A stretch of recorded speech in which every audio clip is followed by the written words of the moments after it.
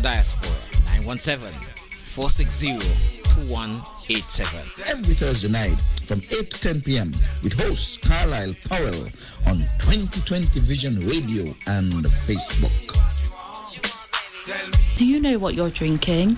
If you are drinking plastic bottled water, chances are you're consuming plastic contaminants, BPA, and other hormone-disrupting chemicals you cannot see with your naked eye. Those empty plastic bottles take up to 450 years to decompose. In the meantime, plastic bottles are polluting the environment. They are dangerous to the planet and our health. The safer solution is to acquire your own Kangen alkaline water filtration system, and you'll never have to buy toxic bottled water again. Help save the planet and drink clean water for less than the price you'll pay for acid plastic bottled water over the next few years. The Kangen technology is the world's most popular, most acquired water immunizer. For more information, you can call or WhatsApp us on 917-207-1307. That's 917-207-1307. Change your water, change your life.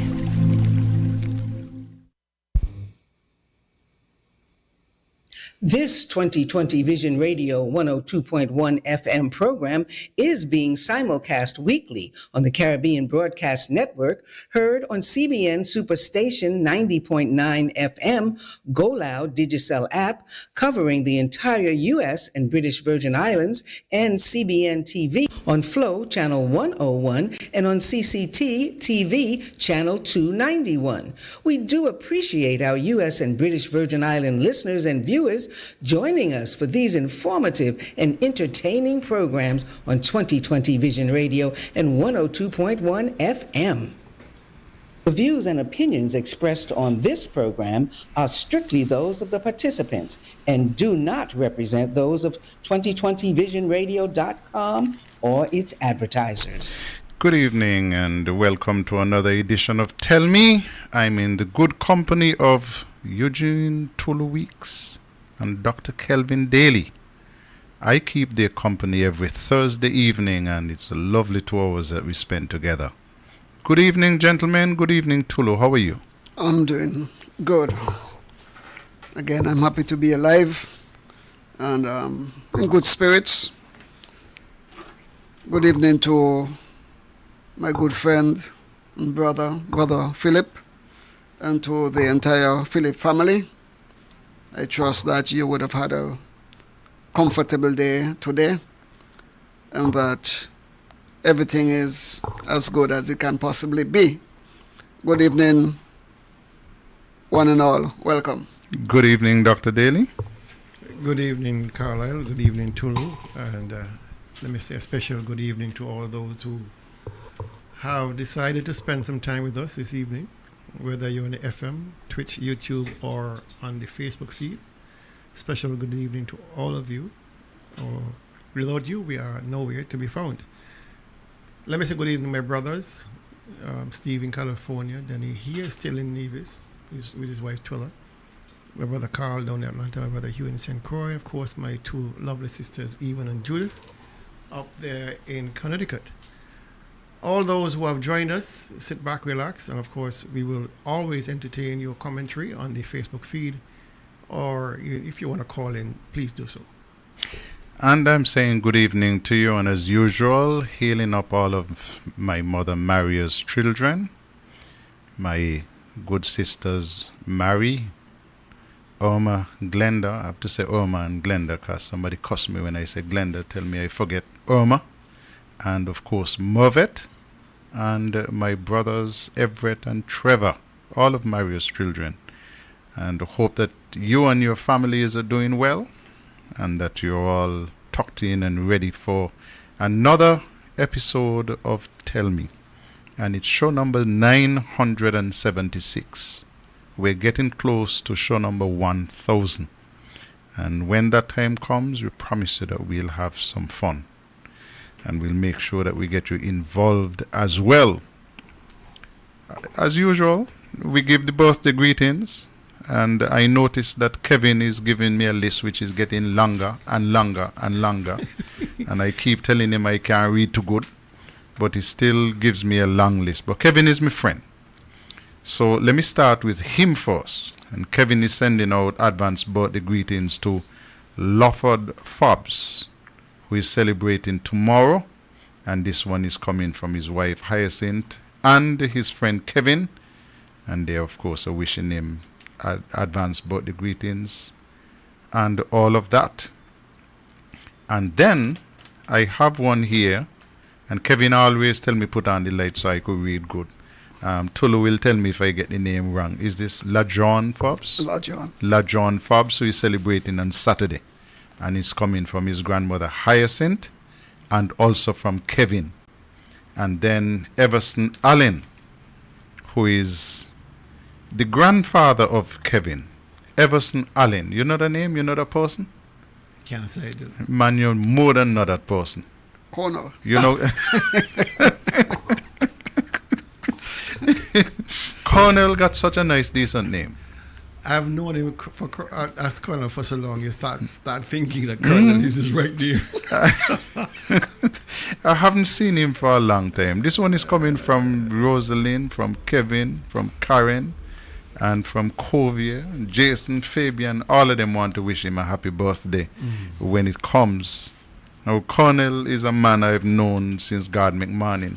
And anything you discuss with Cornell, he put it in cricket terms. Yes. Anything, any question you ask him, he answer you in cricket language. From the moment I knew him, that is the great Cornell. And while we celebrate those people, and before we sing, let me send out condolences going out to the family of Lofton Laffy James over there in Butlers. I didn't realize last week that Laffy had passed. Laffy worked at the water department. He worked for quite some time. What? Yeah, Laffy passed. And the funeral is, Darrett gave me the date of the funeral. I think it is the 3rd of next month. That's Darrett's nephew. Laffy played cricket for Nevis, under 19 cricket for Nevis, and he was a standout. I remember one tournament in Montserrat when he was magnificent with both bat and ball. Outstanding all-arounder. So he has passed. And I also want to send out condolences to the Morris family. George and Ermin Morris lost a grandchild who was only 16. Adelia Morris. So we are reaching out to George Morris and the entire Morris clan and giving them our condolences as well. And then I got the news this week, I think it was yesterday or day before, of the passing of Jean David Brown. Denison David, his mom, Ja, we call him Ja, his wife. And so we are reaching out and embracing them with our love. Jean was my friend. We used to call and chat. So she was my friend. So I'm reaching out to all of those families and wishing them comfort. A lot of people don't understand grief and things. It's not easy. It's only the undertakers seem to like death. Nobody else. I see a notice here from, you finished with that? I see a notice from Ivor, and he's saying happy birthday to Ella Brown and my son Vaughn, both in New York. Yeah, I'm going in my phone for the others. I started with Kevin, but I have to go in my phone because there are quite a few others. Today is Ella Brown and his son Vaughn Henry. And tomorrow, Friday, Ermin Queely. She's celebrating tomorrow. And a good friend of mine, Jamiela Johnson, celebrates tomorrow as well. On Saturday, my sister Vetty Lee Hendrickson, she's down there in Tortola as well. She will be celebrating a birthday.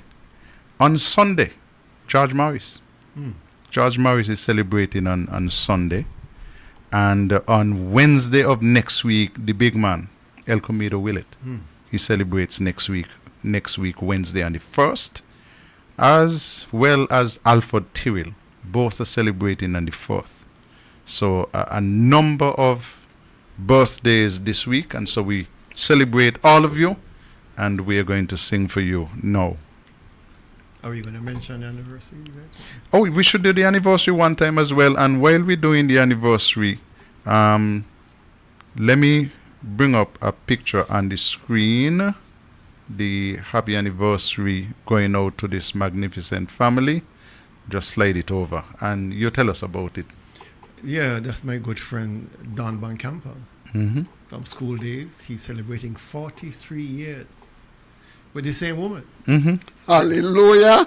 Joycelyn. That is sweet, man. That's his picture of his family, his grandkids and kids. And so today is his special day. 43 years. 43. 43 I years. wish him my next 43. So from us, Don, and your lovely wife, Joycelyn, and the rest of the family, congratulations, and may God continue to bless you with stronger and stronger union. Man, Amen. done for 43 years. 43 years. I'm going to have to celebrate with you. The only thing is, though, I only have my hot chocolate, but then I'll take a drink of hot chocolate and you. Listen, Gene Keynes is also celebrating today. Oh, really? Yeah. Anniversary? Yeah. Anniversary of her birth. So Gene Keynes is down today as well, so we want to reach out and celebrate with you as well, Gene. That's my sweet sister-in-law. Okay, all right. Okay. Okay. That's my sweet sister-in-law. Let's do the birthday song. Happy birthday to you. Happy birthday to you. Happy birthday, happy birthday, happy birthday to you. And as usual, from us in the studio, maybe you live to be 101 and us 101 minus a day, so we don't have to see you go. May God continue to bless you with good health, strength, and of course, wealth. Amen. Somebody say Elmo and his madam will be celebrating 62nd anniversary. On the 26th? I thought Dan was big, but on the 26th, 62. That's a lot of years. My partner Elmer Farrell. That's what I was saying here from Lynette. That's too much. Man, listen, I don't know how that is not in my phone. Maybe every now and again I set these things and I forget to set for every year. So, but Elmo is my friend. 62. Happy anniversary to you, sir. So he got married the year I was born. I wasn't born yet. So I was just a thought. I hear you. Just a sparkle in your father's eyes. I'm not sure the sparkle was in his eyes, but the sparkle was somewhere. Congratulations. Wow. Oh, in 62, order. that's 62. That's a lot of years. What Scarlet retirement is? That's too much for me. No, that's Social Security. Social Security is. Congratulations, my brother. All the Elmo. best. Keep going. He calls me now and then to speak politics, so I do appreciate that. And I wish you all the best on your 62nd anniversary. Magnificent. I dare with anybody. I'm married to anybody so long and they tell me they're going someplace. I wouldn't even bother with them. I just make sure that the lunchtime I cook lunch and put on the lunch because where they going after 62 years? Go by the supermarket. To come back, innit? Come back. Okay, all right. Listen, Lynette was in an accident as well. Yes, I You heard know, so Lynette, we hope that you're healing nicely, and we hope that you use the time to rest. And Take a break. yeah, take a break and get back on your feet in one piece. You know that we love you, so get back good. Couple of things before we get into the full flow of things this evening. The 5 for Fun cricket was launched this afternoon at Republic Bank. It is a cricket program sponsored by Republic Bank and comes through the West Indies Cricket Board. I love it because each of the teams have on 8 young children, 12 and under, primary school kids. You must, in the final team, is 5 people on the field, you must have at least 2 young ladies. And ladies, the girls bowl to girls and the boys bowl to the boys. Everybody must bowl an over, so the girls must each bowl an over as well. Last year, Nevis sent 4 teams down to the finals in St. Kitts, and Nevis won out the finals. And Ivor Walters won the finals.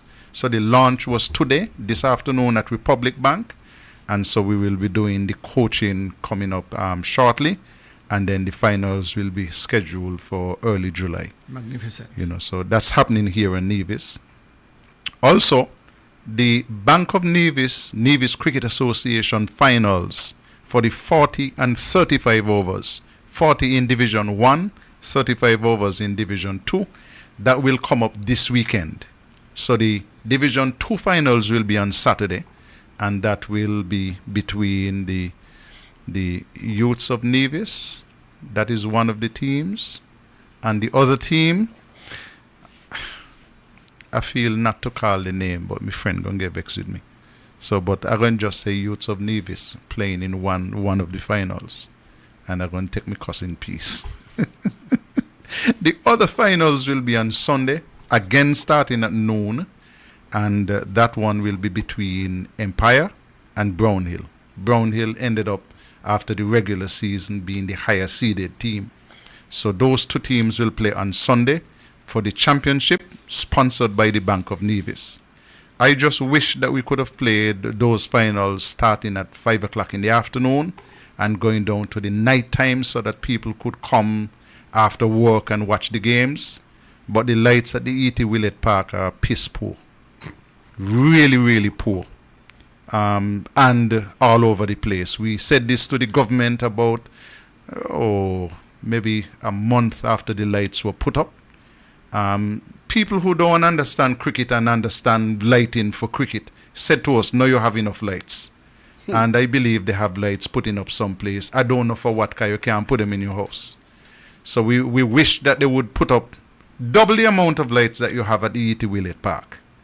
And then focus the lights properly so that we can play some night cricket at the park.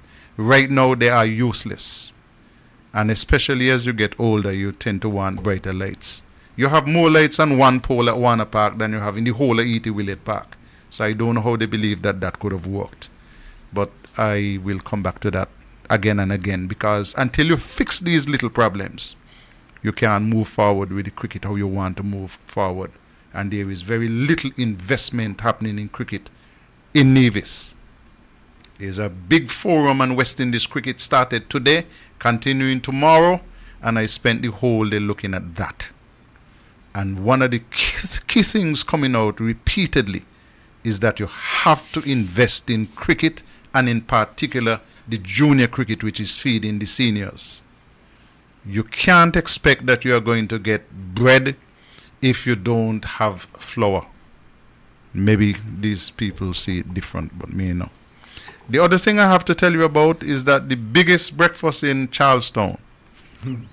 Before you go to the biggest breakfast, I'm waiting for the report on the 50 over Leeward Island tournament you had. Oh no, well, sorry. That under 19 competition finished last week Sunday. Nevis didn't do as well as we ought to have done. Okay. Nevis beat St. Martin, lost to St. Kitts and Antigua. St. Martin ended up beating Antigua, and they beat Antigua, beat St. Kitts, and lost to Nevis. St. Kitts lost 2 of their games as well. They beat Nevis and they lost to St. Martin and Antigua. So the eventual champions would be St. Martin, because they beat Antigua in the head-to-head. So even though both ended up on 2 wins, St. Martin beat Antigua in the head-to-head.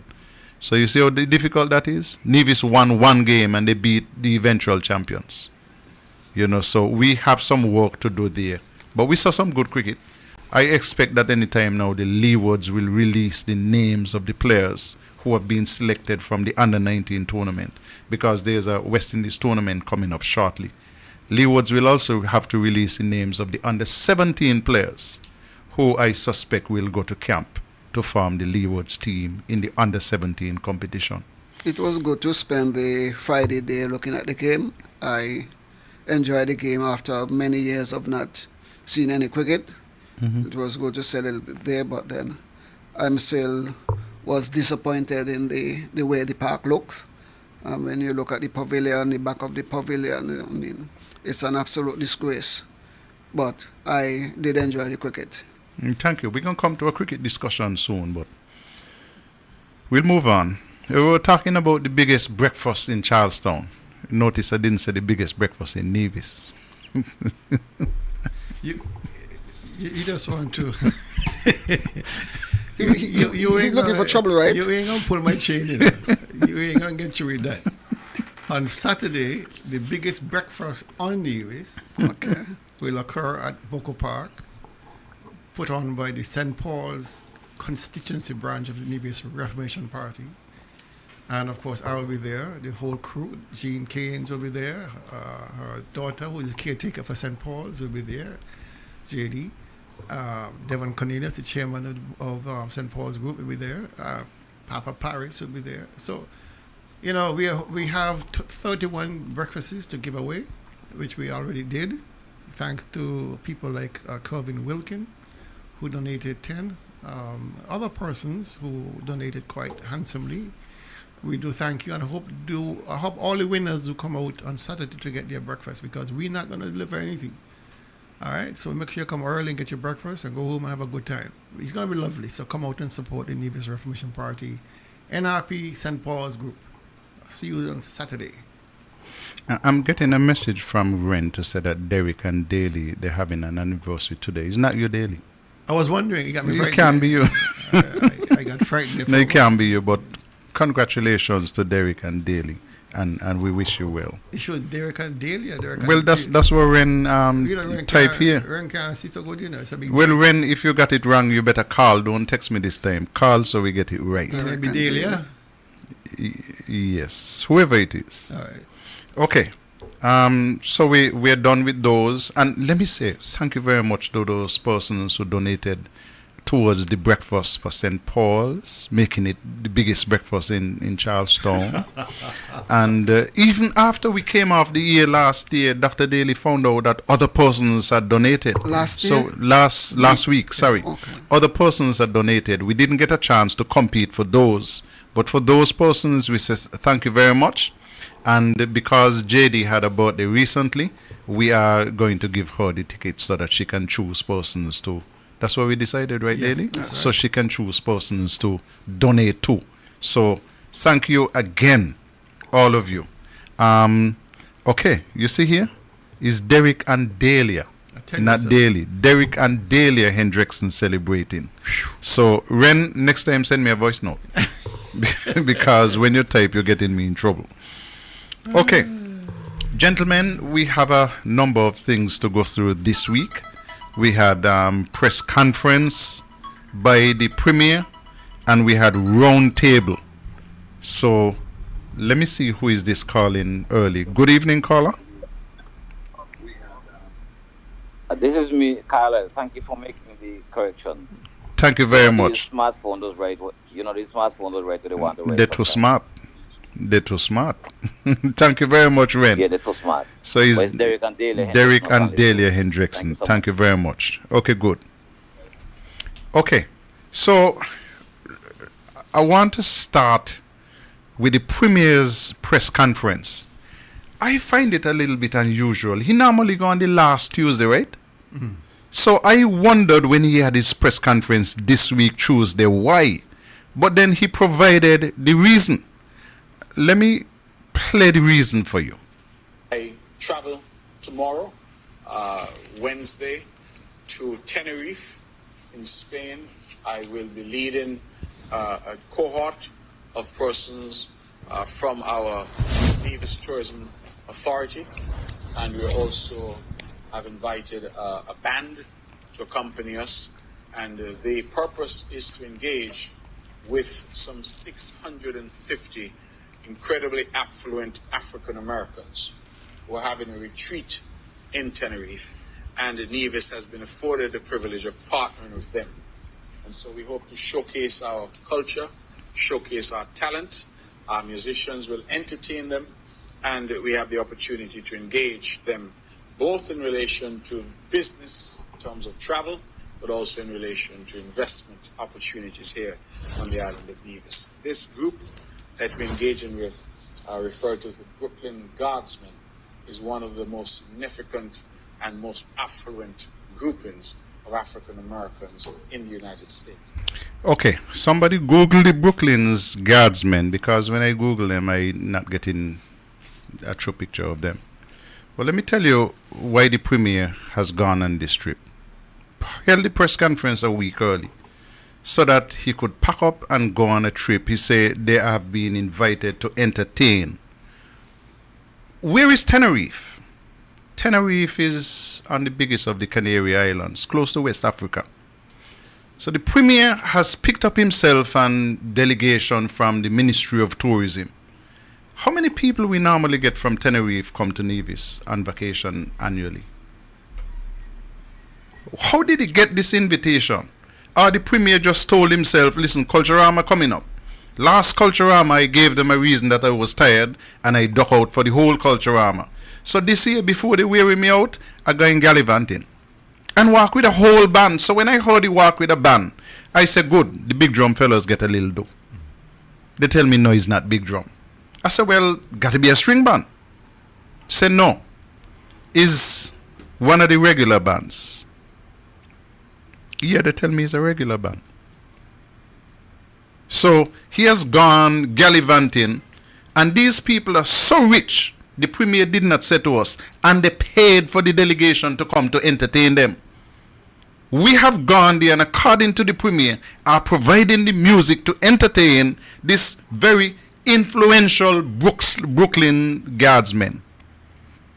If anybody knows how to waste money, is Premier Mark Brantley. If anybody know how to poppy show and just pick up himself because the money is not his money and go on and just pretend that he got a printing press, is Mark Brantley. I don't know, gentlemen, but for him to get up and take a delegation to Tenerife in Spain And a band? and a band. He got a private jet. He must have a private jet. No. Because to fly commercial with a delegation plus him plus a band, ouch, that's a big pinch.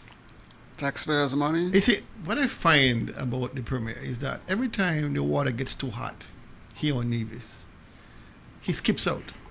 He runs. And this time he's running far, far away. Far, far away from the fire that he's left burning here on Nevis. People have been complaining about all kind of things, the cost of living, the water issue, the power issue, the lack of tourism. And so he will manufacture any reason to skip out on Nevis at our expense. You know, he's going to enjoy himself. This is his last dance. There's no way he's going to return to office. And so let him enjoy himself, you know, at the expense of the taxpayers. Because those taxpayers are the ones who recognize now that they're not getting the increment, they're not getting the travel allowance, they're not getting the promotion pay. And he's gone gallivanting with on some tourism junket, spending people's money willy-nilly. So, you know, it is what it is. It is a mark of the man himself. Daily, the man just vexed that the Prime Minister didn't take him to Dubai and so on. So you fire him back? So yeah, he gone on a trip. As if to say to Dr. Drew, you didn't take me to the Middle East with you. I gone on my own trip. But when we think of the Premier, he would have had several trips and would have spoken about investors coming, offering investors everything that he could offer or that they asked for. And then these investors, according to him, walk away. He's going on this trip, and if these investors are people of decent repute, he's going to come back with the same thing, that they will not want to touch anything close to him because of his background, his character. And if they stick around with him, they're like those who are with him. They're of ill character. And so therefore, birds of a feather flock together. But if there are decent people, they're going to run from him. If what would have been a major coup is if he had managed to get the group even to come to the Caribbean. Come to Four Seasons. Come to Four Seasons. You know, I don't know what rooms we have to accommodate a group of that size, but certainly you're going so far away to Spain. You've been in office now as the Premier since 2017. You've been in government since 2007. I've never heard of any guardsman group that you have now encamped with. Found them. It's just grabbing at straws for no good reason other than to grab at straws. Okay, while he was there telling us that he going gallivanting, let us look at the hospital update. The hospital wing and the resumption of work, I believe that the last update I gave on that, I suggested that we should be able to restart work in the month of May. That is next month. I can say now that that will not happen, that we will not be able to restart in May, and that's due to a number of factors, none of which of those factors is particularly detrimental. But the reason for that is twofold. One, we have been trying to deal with some pressing and time-sensitive commitments from the government. Water, that water drilling is 3.2 million US dollars. We have, of course, commitments at NEPAC, commitments at the cultural village, commitments at the cultural complex, and the commitments associated with staging Culturama 50, which is quite significant. And so that has put a bit of a strain on our financial resources for the first part of the year, and more of a strain that we had anticipated. For example, we had not anticipated that the water project would have been rolled out in the first half of the year. We have been forced to move the timeline up because of the difficulties that we've been having. So that's the first issue. The second issue is that we've been having quite a difficult time finding contractors locally who could handle the type of technical work that needs to be done at the hospital. And so, having had a number of engagements, we have, in a way, gone back to the drawing board about who will do the work. And we've engaged with some of our international partners. I can say that we've already had one visit from our partners in Taiwan, and we anticipate that we'll have another visit within the next 2 weeks where they want to look at the project because they have firms that specialize in the build-out, the interior build-out. Because remember, I always say that the exterior of the hospital is done. So all we're talking about is the interior build-out. And so we have turned to our international partners to say, can we find that expertise to come in and assist us with that? So that is not likely to occur by the original date that we had. That original date that I gave of May was given based on the advice that I had at the time, based on the meetings. But as I said, there have been an intervention of these two factors, which will now push that project in terms of the restart later into the year. So at this point, I'm hopeful that we can restart that project in the latter half of 2024, rather than the first half that had been anticipated.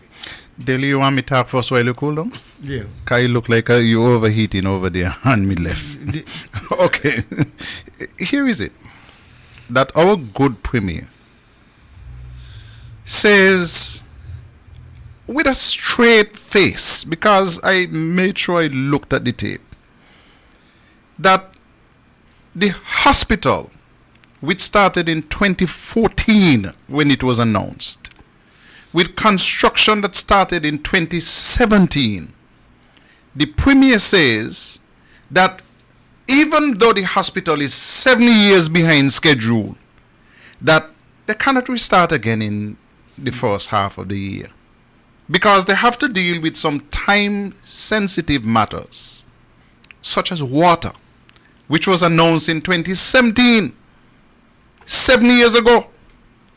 And all of a sudden, it is a time-sensitive matter. After 7 years and people can't get any water, it is suddenly a time-sensitive matter. But not only that, they have had issues with NEPAC.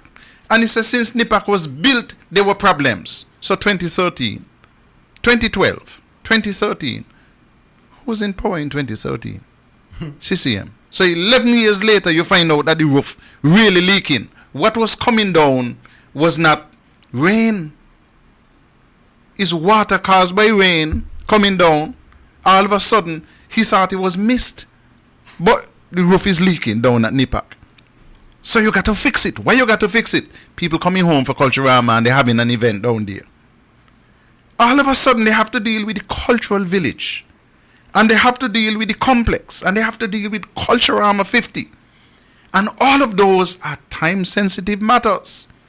Because we're not fixing those for the people who live here. We're fixing it to impress the people who come from overseas. Because remember, the people at home already fed up of Mark Brantley. They already see through his incompetence. So those matters are more important than the hospital. The hospital come third and fourth and fifth and sixth. Because to get ready to whine and walk up and get drunk and fall down, more important than fixing the hospital. Remember, the hospital was announced in 2014. Started to build in 2017. Should have been completed in 2 years.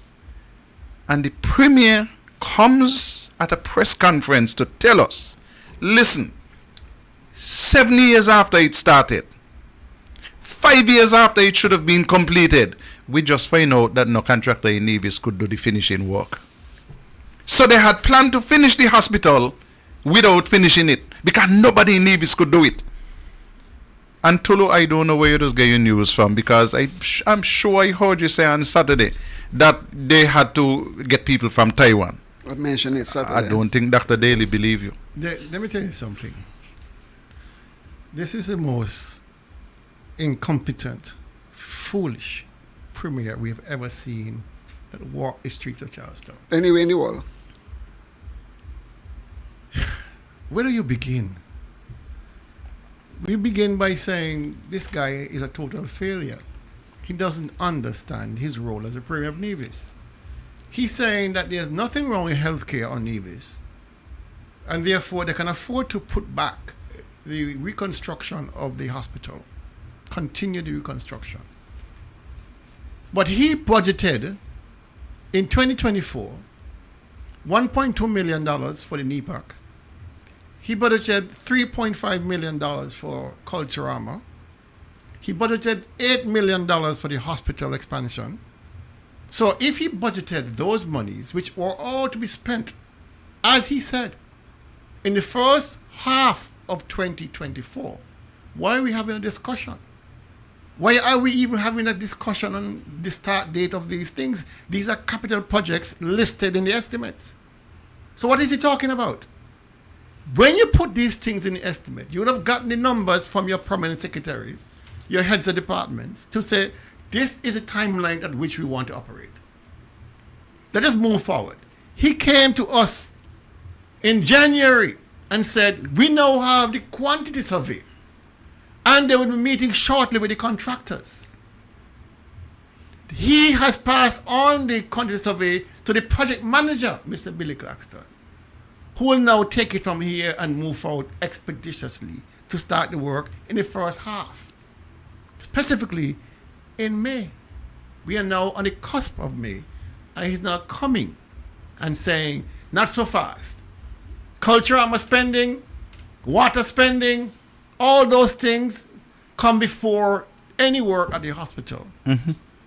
Because, as he said prior on his talk show, the same services that you require to stay alive are still being offered in the old wing. That is his modus operandi. That is his stance. We don't really need this new wing, because everything is better and bigger under the old hospital. So it begs the question, then why you need a new expansion? Why wasn't new expansion done? But beside the point, prioritizing healthcare behind Culturama, behind the NEPAC, behind water, it tells you that this guy has lost his mind. The same way he threw up the white flag of surrender when he said, I have done everything to attract investors, and they come, they see, they get concessions, and they walk away. He's now thrown up his hands at the hospital. Because you cannot tell me that you have all of the pieces at your disposal to get the hospital restarted. The one key thing you said was missing, the piece of the puzzle that he said was missing, was the quantity survey, which he got in January. We are now moving into May. And everything he said about restarting has been a lie. Everything has been a lie.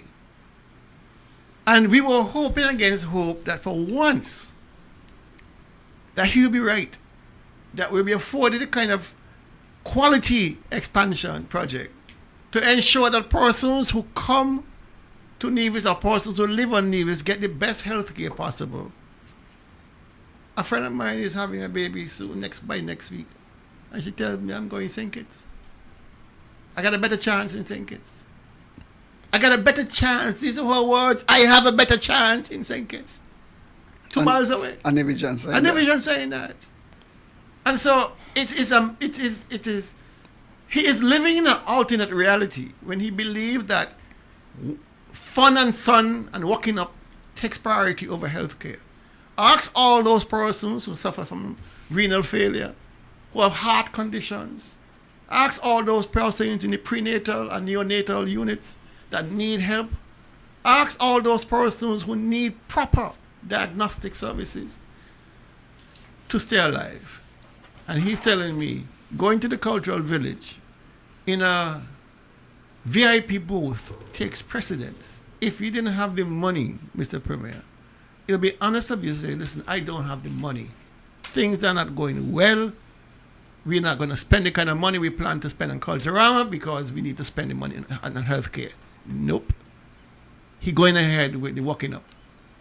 Dr. Daly, the thing is, the Premier has confirmed by what he said, especially in relation to the hospital, what I've said about him on multiple times, that he's an absolute idiot.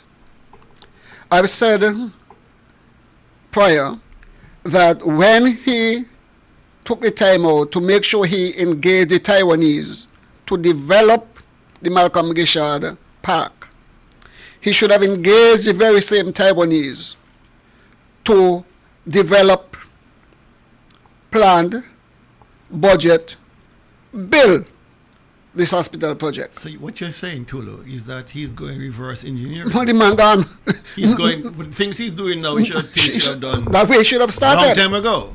Okay. I mean, when he gave Spencer Brand the job or the task of designing the hospital, when Spencer Brand has absolutely no clue, and the Taiwanese are expertise in these fields, and they're our good partners and corporate partners, and they help us in so many ways.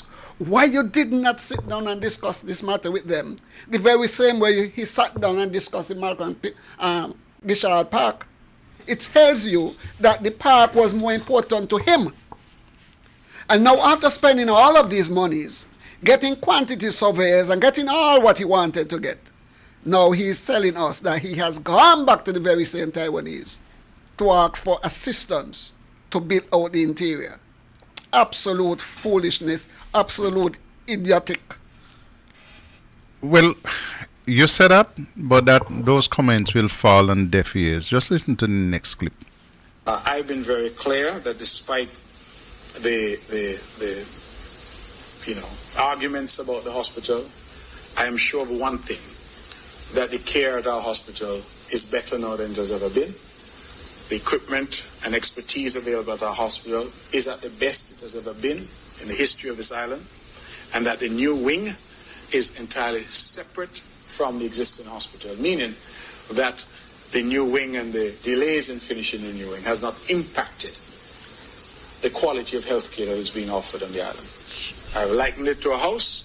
You're living in a house which isn't leaking, which has all the needs that you need for your comfort. You decide you want to build a much bigger house. The fact that that much bigger house is delayed doesn't mean that you have no place to live. Your existing home is actually quite comfortable. And so the hospital project that we're doing, I hear the noise, I understand the arguments. I too feel that the project is taking far too long, but I'm not going to allow the government to be rushed just because there are some commentators out there. I believe what we're doing is very deliberate. It is a process, a project that will serve the people of Nevis for the next 50 years, at least. And so it is my expectation that we are going to do it right. And if that means that I get the right people to do it, now that we have all the quantity surveys that we have been waiting for, that we get the right people to do it so that we don't have any difficulties down the road, then so be it. So our ambition right now, speaking to our international partners, is to get a firm that is competent and cognizant and has practical experience with the build-out of the interior of hospitals. And as I said, we've already actuated that, and so we expect that we will see in short order the hospital being able to move forward in the way that we hope will take it to its successful conclusion for the benefit of the people of Nevis. And so I understand very much, Ms. Thompson, it's become a political football in a way, but I'm not going to worry myself over that. My job as a Premier of Nevis is to make the best decisions, given all the circumstances, and to deliver on projects for the benefit of the people of Nevis. Not simply to do things because people are making noise, but to do things properly so that our people can benefit over the long haul. And I am comforted in my approach because, as I said, we are not suffering from an inadequate healthcare system here. Our healthcare system is as robust as anywhere. We are certainly as robust as that available in St. Kitts, if not more so, and as robust as that available throughout the OECS. And so I am not daunted by the criticisms. I think in my job, you need to understand criticism will come. And while I agree that the project is taking too long, I want to do the project right. And that for me is... Some people are educated, but some of them are asses. Listen, my donkey was smarter than him. My donkey was brighter than him. My donkey was wiser than him. This is an absolute idiot. Mr. Premier, where you are now is where you should have started. If you wanted it done right, and you were making sure it is done right, it's done proper, it's done correct, then what you're doing now after spending what, over $19 million, is what you should have done at the beginning. I mean, if this is not an idiot, I do not know who else and what else could be called an idiot. He used to say ignore the noise, but all of a sudden he's hearing all of the noise. It's just pathetic. Wow. Absolutely pathetic. That the analogy he used, that if you live in an old house that's leaking, you add on a new house, add on a new wing, that it doesn't mean your own house not comfortable. I mean, that's a stupid analogy. Foolish. Really foolish. That's idiotic, Dr. Daly. It just, I'm beyond words to try to get an explanation, to get my head wrapped around how idiotic it sounds. I mean, some people, they use the English language so well, and that's my good friend Hansel said, it's bullshit in standard English. Anybody from listening to him will say, what did he just say? That he's trying to do things right, nobody's going to rush him. Mr. Premier, it's been 7 years. 7 years for a project you said would take 24 months. And $19 million? $19 million spent. Countless thousands spent on quantity surveys. And you now come to the conclusion that nobody in Nevis, not a single soul, can do the build out. Not a single soul.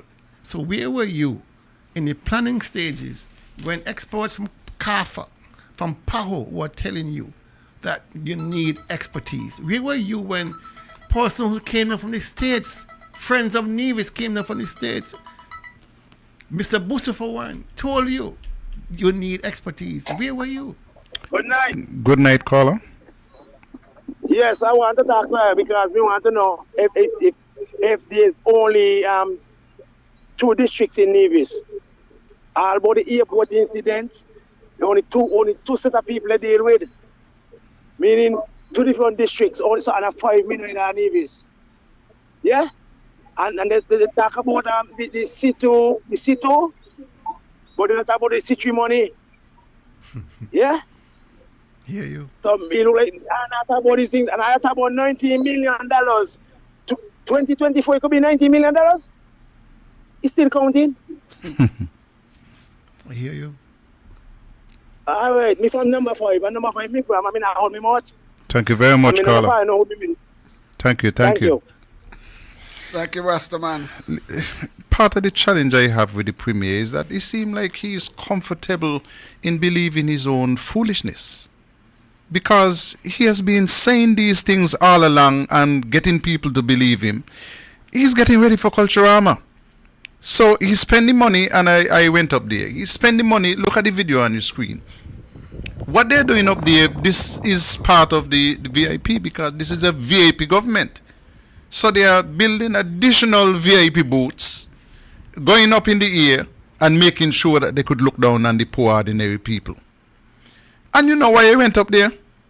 Because I was in conversation with a young man, and he said to me, Powell, you realize that all the work that they're doing in the Culturama area, and they say 5 million, they budget 3 point something, but they say it's 5. You realize that up there is not any bigger, even though they took up about a quarter acre of the park. You notice the complex is not going to be any bigger. It can't accommodate any more people. And so I went up there for myself, and I was shocked. The fellow is right. The space that they took up to the back of the containers and that would be on the western side, the containers have not moved back to fill that space. The containers are still where they were. So unless you're going to have the additional people behind the containers where they can't see the stage, the village has not become any bigger. Not 1 square foot bigger. Bigger in terms of the physical area. But for patrons, no. The only thing that they have behind there where they have taken up is over on the side by Licky. The bathrooms have been placed in that area.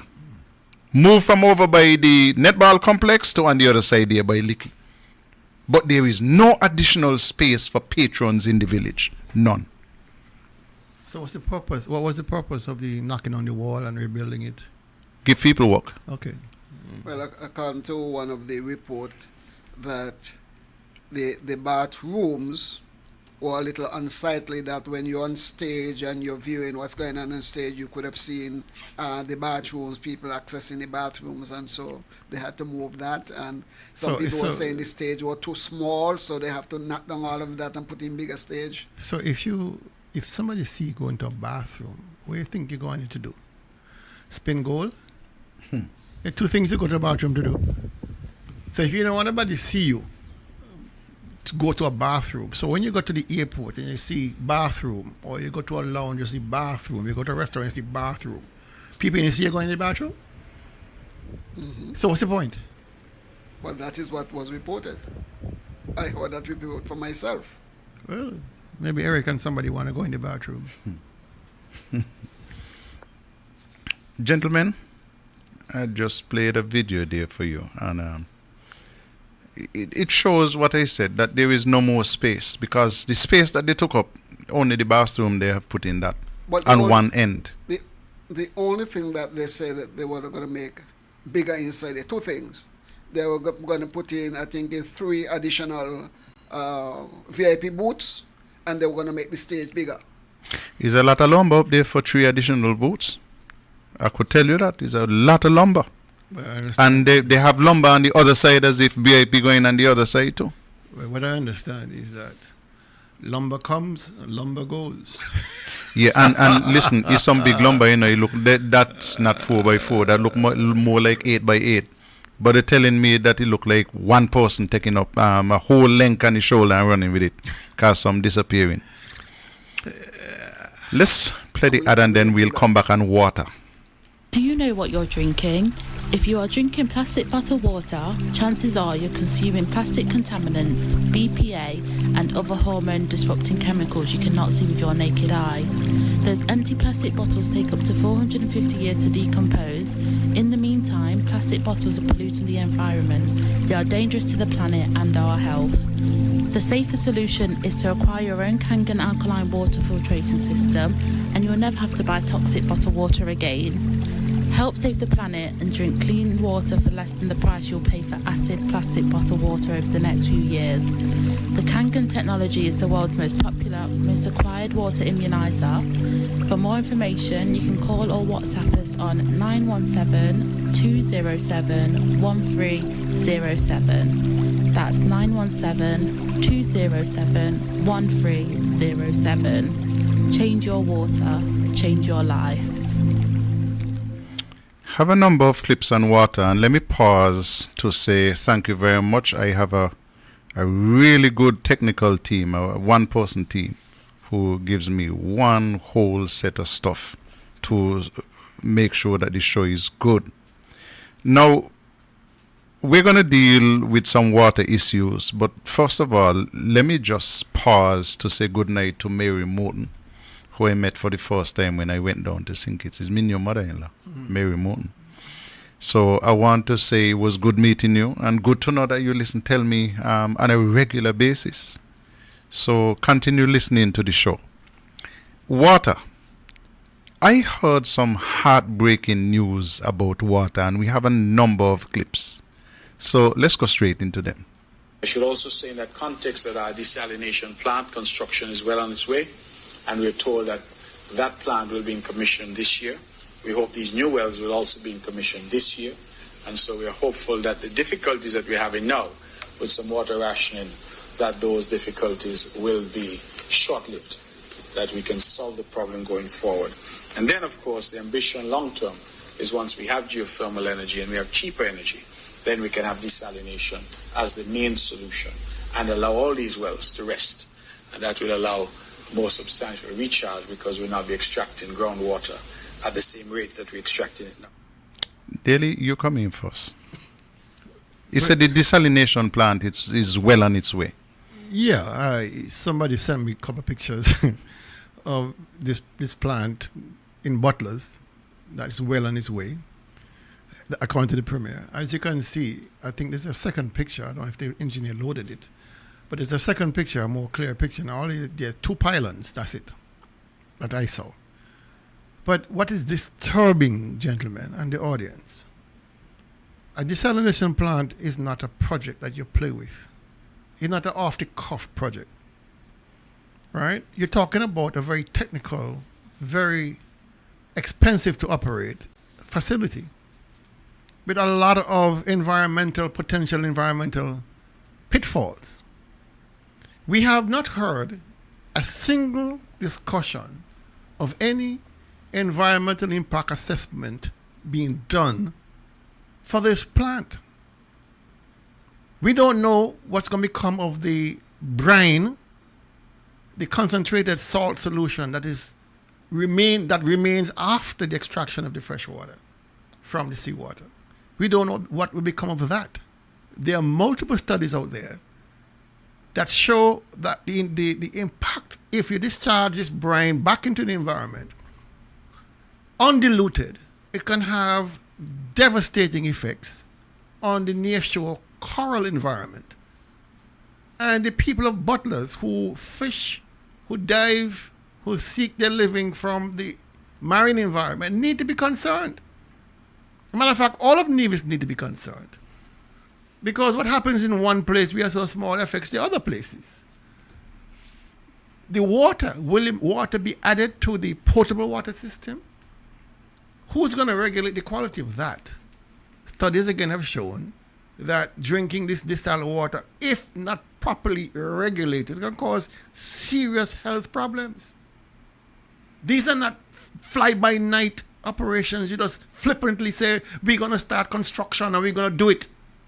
You have to be certain of the science. You have to have persons who are equipped to deal and manage these plants. Otherwise, you're going to have a disaster on your hands, both in the potable water side and on the environmental side. And so when he says this plant is well on its way, it took me by absolute surprise. And I was devastated because I would have liked to have seen the EIA for this project, which demands one. If a project on Nevis demands an EIA, it is this. Because you're extracting resources from the sea and putting back a concentrated solution. We also, and for ourselves, we saw firsthand what happened at the sand mining operations up there at the river. We saw firsthand the devastation of the coral, the nearshore corals, down the Jackass pasture, below Jackass pasture, by the lime kiln, all the way down to White Bay. We saw how devastating that sand washing operation was and continues to be to the marine environment. And just south of that, southeast of that, you are going to put another environmental disaster on our doorsteps. So what does people in Butlers think about this? I would like to know. And not just Butlers, but all of St. James's, all of Nevis. Because the Premier, first of all, told us that this was supposed to be a green energy operated plant. And then they switched and they said, no, it is going to have to be connected to the grid. It's not solar any longer? No, it has to be connected to the grid. And then this Premier promised us that, hey, listen, it is going to be operational this year. From the picture that I saw, it still has some distance to go. It has a long distance to go, and I pray to God it never gets there. If it's one project that should never get there, is this. It shouldn't get there unless we are guaranteed the safety mechanisms that it requires. Good evening, caller. Green energy, you says, but the water for the farmers, them for green energy have been cut. There you go. Good night. Yeah, thank you. We're going to come to the water thing too. But Daily, Talk to the mic. when I saw the picture, what came to my mind is that area, people go over there to dive for lobster and to shoot fish. And there's where I think they do the catch conch over there too. Not so close. But Further out. lobster and what's not. So when you put that plant there and the negative impact that I have heard that this plant has, what's going to happen to the marine life out there? I mean, lobsters going to be... This is where the EIA comes in, and it's pivotal. It is critical. Dr. Janice Daniel, our party leader, she conducts EIAs across the region. And she can testify that plants of this type require an EIA. Because you are disturbing what you're putting back into the environment. You're not putting back into the environment what you took out. You're putting back a more concentrated, highly concentrated salt solution. And you say, oh, the ocean is big. But you're concentrating it into a small area, swept by very quick currents, which can have devastating effects downstream of this plant. And so the amount of water we anticipate getting from this is not worth it. Well, it's not worth it if he's focused on getting these wells done. And the number of wells have now multiplied by a factor of 300. Yeah, we're going to come to that. Because he said he gone from 3 now to 9. All right? He has put aside 2 points. Then why are you messing with desalination? Why are you doing that? You're not going to get it in time for Culturama for sure. So why are you doing it? Because St. Kitts is doing it? Because Congress Maynard is doing it? And so you have to do it? You don't say we are separate people, separate governments, we're going to march to one drama. So why are you putting the livelihoods and the environment in danger over a plant that you don't have the people to manage? You don't have the funds to operate. And here we are sitting down at the mercy of this madman. But I'm not hearing nothing from the fisher folk who make because they're not. This is new. Tulu, we lost a $30 million fisheries complex in Charlestown. You heard anything from the fishermen? You expect to hear them say anything about a free desalination plant? Let's keep going. I want to play something from the Premier's press conference in January of this year, and then we will play something from his press conference of Tuesday of this week. We are pursuing our water drilling project. We have received some bids, as you know, but we did ask for some additional information and anticipate that we'll make a decision shortly on the successful bidder so that we can proceed with the bidding and with the drilling, to get additional water into the system. You may have seen a notice being circulated about water rationing. I would want to encourage our people to continue to be responsible in the use of water and to ration as much as possible, to conserve as much as possible. We are already seeing early signs of diminished rainfall already hitting us. And if you look around the island, you're already seeing the effects of that diminished rainfall. So I'm hopeful, ladies and gentlemen, and members of the press, that you can help me get out the message that it's important that we conserve water. That's January. Let's go to the press conference from Tuesday of this week. Because we were told, listen, we're ready. We have selected a driller. They are ready to come to Nevis, ready to mobilize. Let's listen to this. The water drilling project, the last I heard from the minister is that we were in the process of signing contracts on that. And we had to send quite a significant sum as a mobilization amount. So that is being handled. I'm hopeful that that can be handled this week. And thereafter, we have them mobilizing. We don't have a date yet as to when they'll mobilize, but we are optimistic that when they come, and initially they were supposed to come, we were looking at doing 3 wells, but we've now expanded that to some 9 wells across the island. So once they're here, we are hopeful that they will continue to drill. Our objective is to put as much water into the system as we can manage, because that will also allow us the opportunity of resting some of the other wells, which have been, very, how should I say, overused. Wells that we have, which were supposed to be pumping a certain hours each day, are pumping 24 hours a day, 7 days a week. So we're extracting water at a much faster rate than we are able to recharge in terms of the aquifers. We're getting lower rainfall due to climate change, and we have some challenges, and so we're trying to fix those challenges. To be polite, I will not say that Mark Brantley was chatting shit. I will not say it because I want to be polite. I will just say that he is talking foolishness, as Hensley likes to say in standard English. Because here is the premier. Let me tell you how these companies work. You sign a contract and they tell you that the mobilization fee is, let us say, 10%. So they give you their bank details and they expect you to give them the money, the 10%. Mobilize means simply you're getting ready to move. So you don't get the money, and the fact is that these people have not received their money. You heard the premier for yourself. He hopes that they would be able to pay the money so that they would mobilize. You think these people are sitting down in Trinidad and Tobago with a drill rig waiting and with a badge waiting? You pay for the badge by time. So you have a badge sitting down out there in the ocean, and you're saying, the badge man is telling you, I will be ready to load once you can give me my money. Because he want mobilization fee too.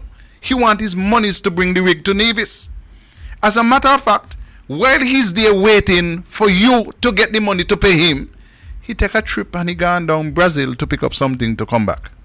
That is time. So the premier cannot say to the people of Nevis when the drill rig would be mobilized from Trinidad to come down to Nevis. But let me give you a little sweetener. Since the people are stupid, don't have any sense, and could take all kind of rubbish with a straight face, listen, we promised you that we were going to drill 3 wells. We love you so much, we're going to drill 9. The man can't find the money to mobilize, but he wants people to believe that he's going to find the money to pay for 9 rather than 3. And when he told us about 3 wells, it's 10 million, is that right? 10 million. 10 million for 3 wells. So all of a sudden, he's going to find another 20 million when he can't find the mobilization fee, which is about 10%. He can't find $1 million to mobilize. But he wants us to believe he's going to find 30 million to pay for 9 wells. As Daly like to say, I would sell you the Brooklyn Bridge if you believe that. Paul, I have a question to ask you.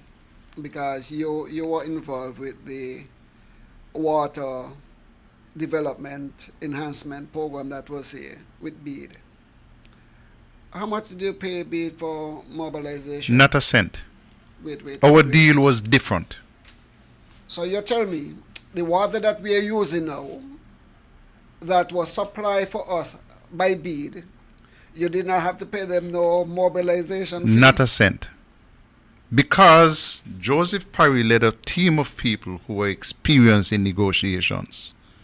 And so when Mr. Parry said to me, Mr. Powell, you're responsible for that. I didn't do it alone. I had a good permanent secretary named Oni Stapleton. And when we sat down and we worked out the maths, we said we are going to pay for water. You deliver, we want 1 million gallons of water. You say you can give us 1 million gallons of water. Let us negotiate the price for the water. And that is what we did. So it was the responsibility of BEAD to mobilize from wherever they're coming from. That's their business. That's their business. You do your research and find out where to drill on Nevis. That is your course. You do your drilling and find water. You test the water. Make sure that the water is good quality water. And after all of that, we would buy the water from you at an agreed price. Good evening, caller. Good night, Carlisle. Good night, gentlemen. Good night, Premier Parry, how are you? Good night. I'm pretty good, thank you. Thank God. Now, I am a little confused about a number of things. I heard the Premier said that the aquifer is being heavily drawn on and the wells need to be rested. I don't know if the wells are functioning at capacity or otherwise. I also know that we have two kinds of wells, the old-time well and the wells that we did when we were in government, where you extracted water from caverns rather than from the system. Now, if he's going to do 9 wells, first of all, how does he know that 9 wells are available? I don't know. But if he's going to do 9 wells, before I go there, when the people come here, do they have the areas where they're going to drill already, or they're going to do a study? Because if they're going to do a study, that is going to take time. Now, if they're going to do 9 wells, are the wells not in Nevis? Is not the same aquifer that is being tapped into, that is being overdrawn at the moment? Do we have the capacity to take 9 wells? I'm really a bit confused, and I think that perhaps sometimes when the Premier has these things to say, he should carry an expert with him, some scientist or somebody who knows what they're saying, because otherwise we are getting information that is, we are getting disinformation, because it's very confusing, and all kind of questions arise, and you don't have answers, and then down the road you get disappointment. I mean, having made the mistakes, say, with the hospital, having started construction without doing the necessary preparation, are we going to go to the same, are we going to make the same mistake again to pull people here? Maybe the people can drill holes, but they don't have the expertise in terms of determining where to drill, and then we have confusion. I'm concerned, you know. This is no longer political for me. No longer NRPNCC here. This has everything to do with Nevis and the need for us to do things sensibly and for us to move steadily. Nevis is not infinite. It's a finite place. It's a small place.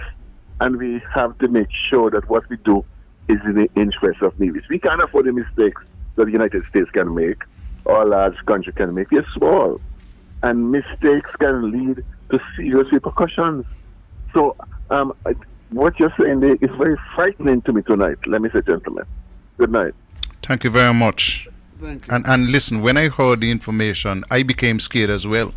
And I picked up my phone a week ago and I called a fellow named George Morris, who knows the water system in Nevis as well as anybody alive. And we had the same concerns. I mean, listen, the Premier does not know what he's speaking about. That is clear. He's not getting good advice from the people who can advise him. Or maybe he's not seeking advice from those persons. Because the first thing the Premier must do is clean these wells which are silted over again. Make sure that he get them cleaned. Because in some of the wells in Nevis, it has been clear to me for quite a while that there is saltwater intrusion. They overpump in some of the wells. Well, he said it. He said they're pumping 24/7 without any break. But daily we used to pump 24/7. But this is what's happening. Just since 2013, you have been promising and promising and promising. In 2017, you actually signed a contract with Bede to deliver 3 wells for $10 million. Right? You gave Bede a mobilization of $2 million. Bede gave you a 649 and walked away with $1.6 million. No. Yeah. B didn't give me a 649. Let me tell you something. A 649 is a 649. If I give you $2 million and I can only sue you for $400,000 because you did not deliver a drop of water, whether you're drilled or not drilled, you got a 649. All right? The people of Nevis have been led down this garden path of water by a government that doesn't have a clue as to what it's doing. You signed a contract. Your legal department drafted a contract that had holes in it, big holes that trucks could pass through, and Bede took advantage of it. And so when you sue Bede in court to recover part of the money, it tells you that the contract was foolish in its design. And so Bede walked away with $1.6 million of our money. So Bede now they was signing a sweetheart deal when they look at the paper? Anybody can read that stuff and realize there's a big hole in it. I read it. So you knew there was a... I was trying to figure out why the Premier, having paid Bede $2 million in 2018, could only sue Bede for $400,000, 20% of the $2 million. I really was confused for weeks until I saw the contract. Daily, somebody got to call the police. Somebody opened up a disco just below us down here. I wonder if they got permission to have a jam down there tonight. Over on the other side. It seems like he's right in the car park down there. On a Thursday night, they like to come to disturb Let me us. see if I can get them to stop. I'm going to play something in the meantime. Tell me if it's not Let us put our hands together for Papa Wheeler.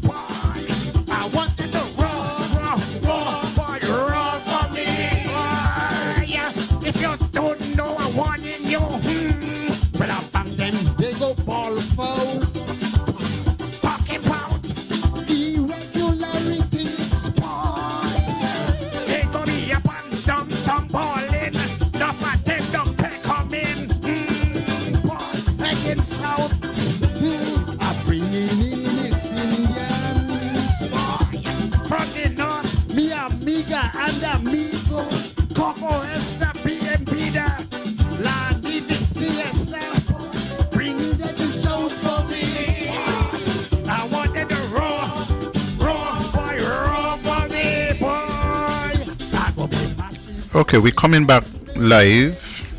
Papa Wheeler is in the background. He's going to come in the foreground soon. And listen, you can't give up on the Premier. You got to think that one of these days you're going to learn sense.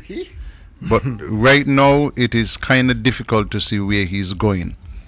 Let me check him, though, because I want to hear his update on geothermal. Before you check it, let me ask you a question.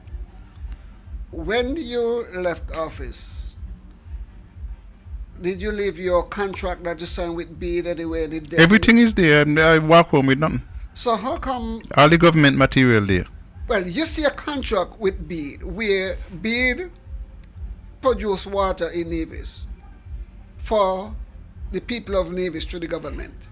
The government did not have to pay them any mobilization fee in order for us to get water. We just paid for the water that we got. Why you go and sign a contract for mobilization fee for $2 million, and inside that contract, if I don't get water, you only give me back 1.6? May know how much is it? Well, that is with Bede. The amount that they sign for and so on.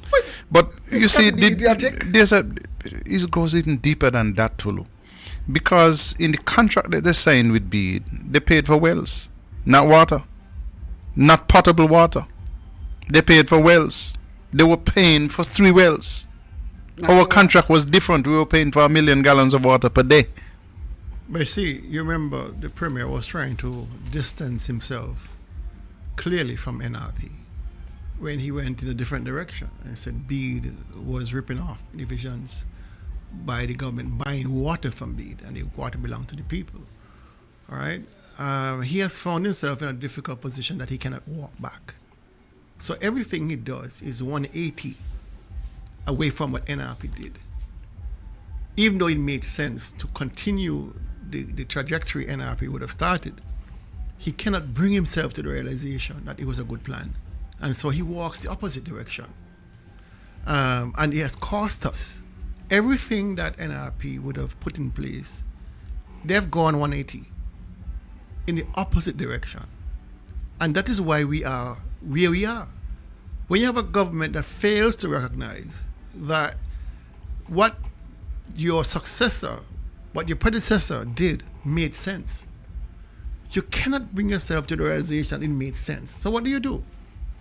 You turn around and go in the opposite direction. So that is what children do.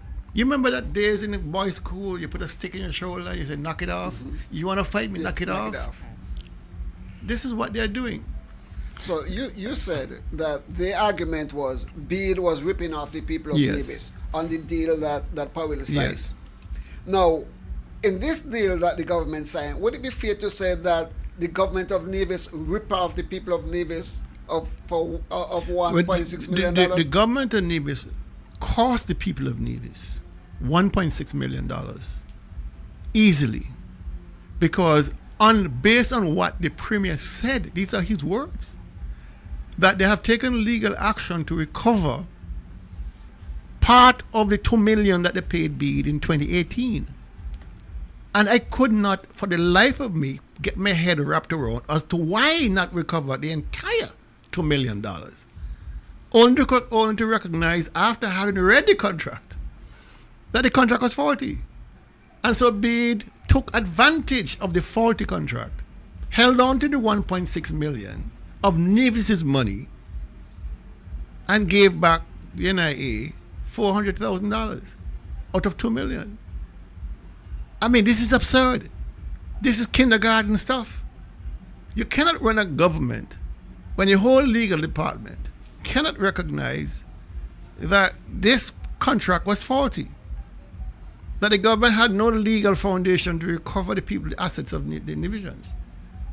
And the Premier said, erroneously said, that BEAD did not do any work on Nevis. BEAD actually did start work on Nevis. But like Carlisle also said, they spoke about drilling wells, not providing water, right? And so the contract, as I read it, spoke to a minimum amount of water, 50,000 gallons of water. I think was the minimum. Anything less than that, they'll have to pay back 20%.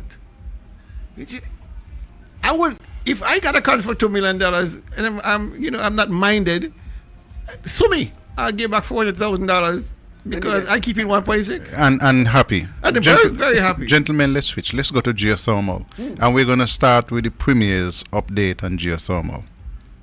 We recently saw news out of St. Kitts that there was some signing of an MOU in Abu Dhabi, I think it was, where Prime Minister Dr. Terence True would have witnessed that signing.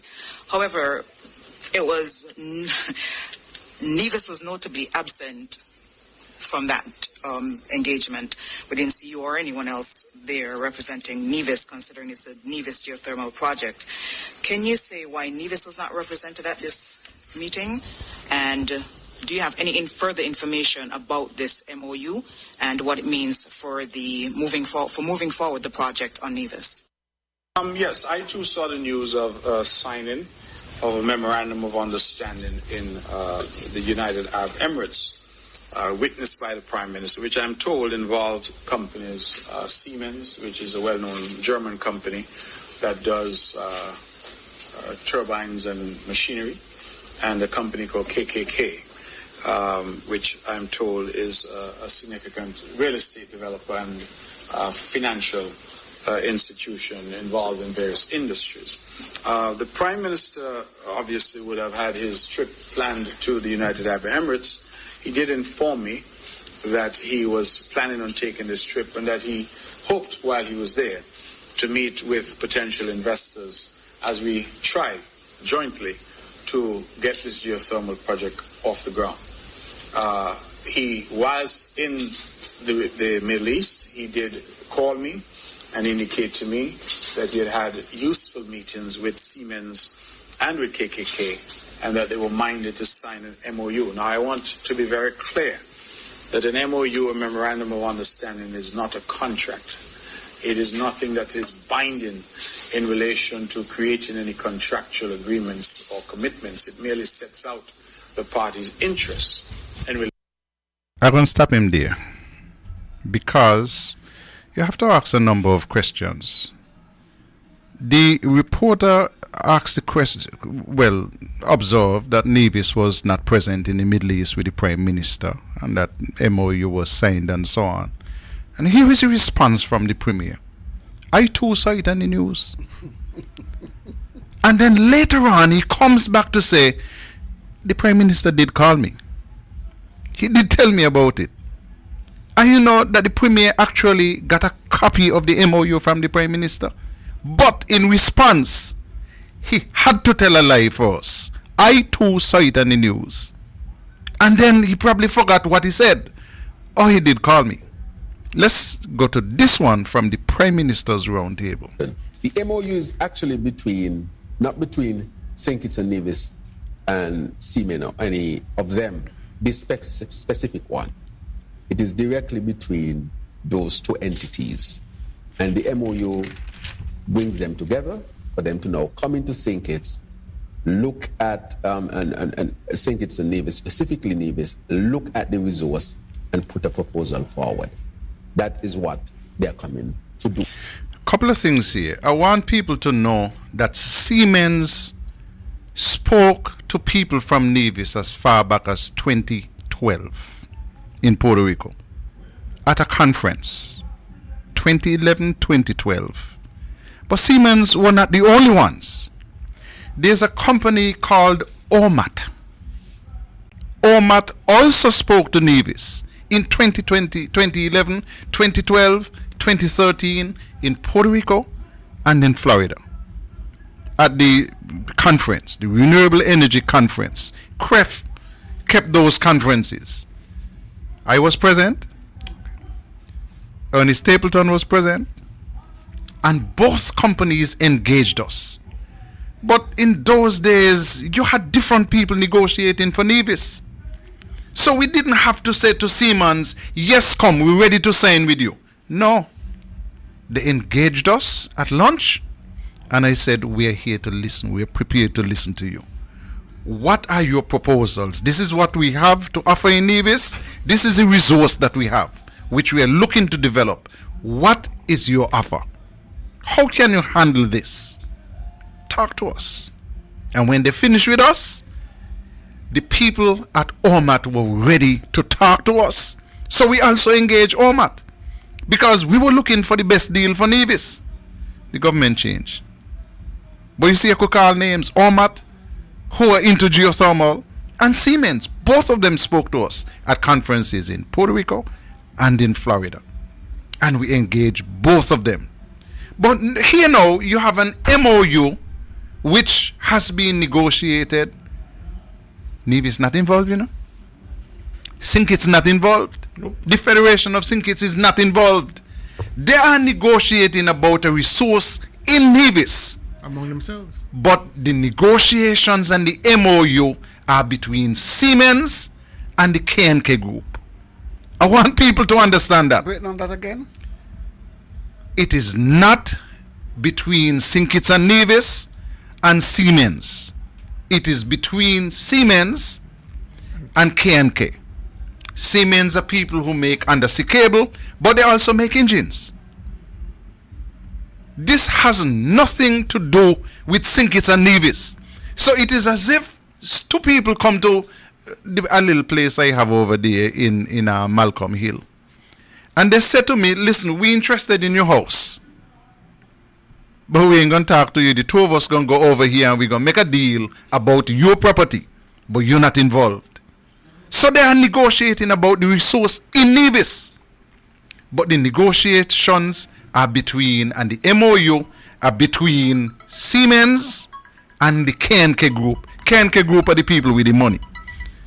But that is what is happening here. Let's take this call and then come back to this. Good evening, caller. Good evening, gentlemen. Dr. Daly. Yes, sir.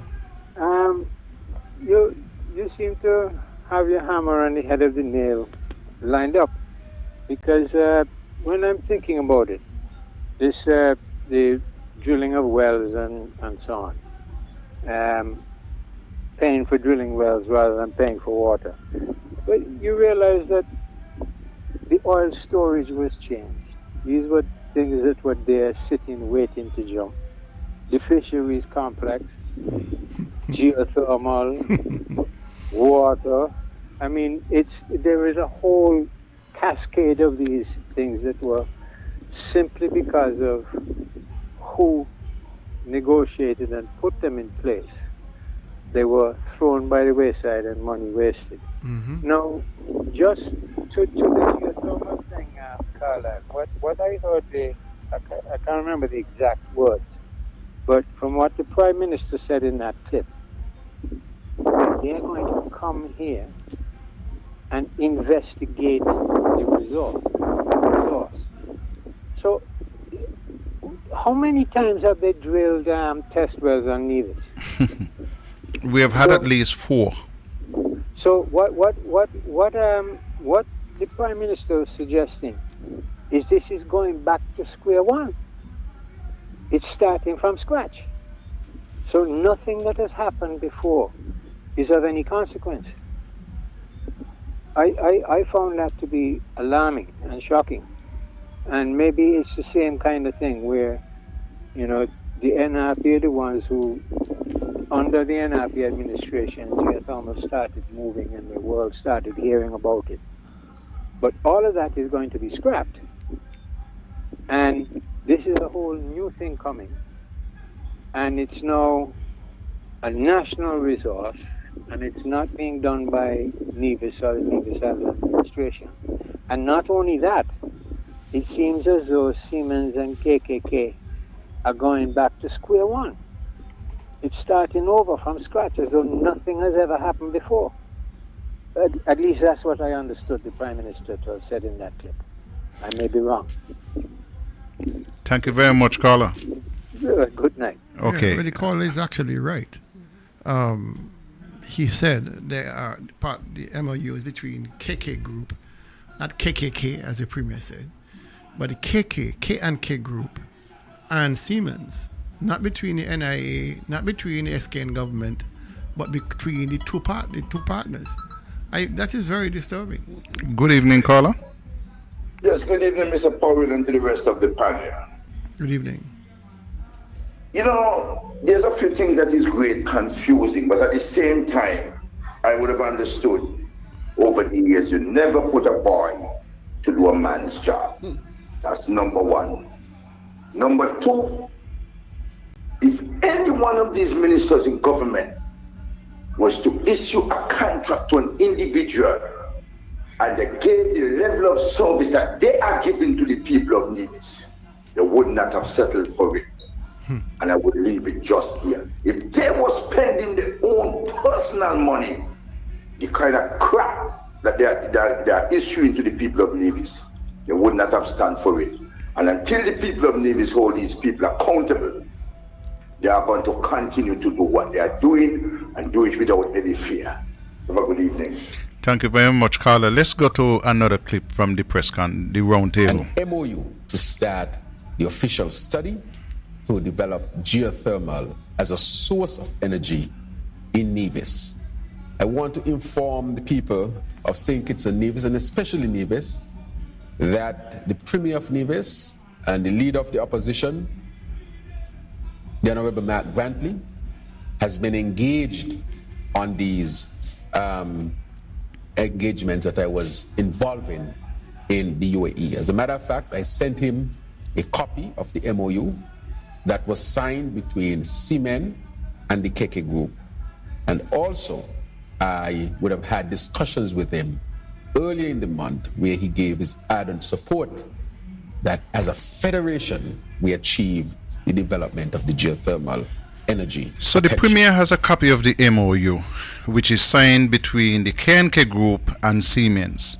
I want to make it clear, this would never have happened under the leadership of Joseph Parry. The resource is in Nevis, but Nevis has sold out its rights to geothermal. This is not now a Nevis matter. You did hear us play a clip last week where this has been taken over by federal. So it has nothing to do with Nevis anymore. But I'm not stopping there. The Prime Minister said the signing of the MOU signals the official start of this geothermal study. What kind of foolishness are you hearing? We've been dealing with this geothermal since 2007, 2008. So this is the official start. So all of the work that was done by West Indies Power Limited, that's not relevant. Everything just started today. Okay, Mr. Prime Minister, let's play another one. I want you to understand why the federal government is suddenly so interested in geothermal. The Seamen has signed that MOU and they want to now come. We have sent them all the information that we have and they are now coming in to, of course, do their own preliminary assessment, or their own assessment rather. And that would determine, then they will put forward what would be their proposal with respect to geothermal. But you don't reach to that stage unless you are very, very interested.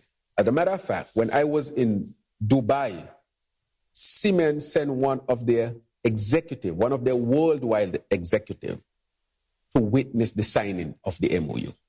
And so we know we are already on a very strong path. But apart from that, remember we have multiple layers to this.